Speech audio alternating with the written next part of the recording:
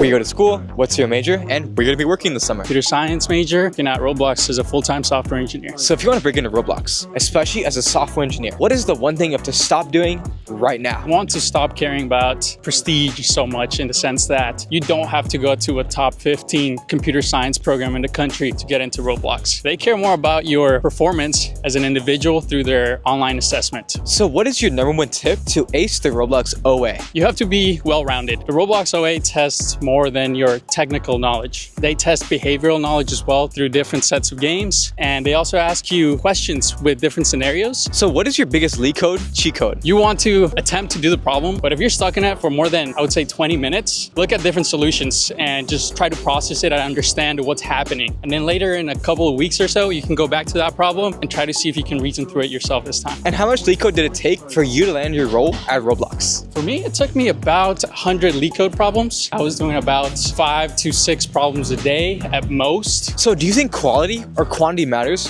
for LeetCode? It's definitely quality. You want to look at the list of those companies on LeetCode and really get those down. And what do you think great LeetCoders do really, really well? I would say they patterns into problems where they can apply the approaches of different problems to this specific problem. So what do you think is the biggest mistake you see with students though when LeetCoding? I would say memorizing the problems. I feel like a lot of students just try to memorize as many problems as they can. So when it comes to interviews and they're asked to solve a new problem they haven't seen before, they don't know how to go about it. So you need to understand what's going on, be able to solve new things. And what is the best question that you've asked at the end of an interview? I once asked, what could I have done better during the interview? And I think the interviewers gave me some decent advice that it wasn't anything attacking me, but it was good advice.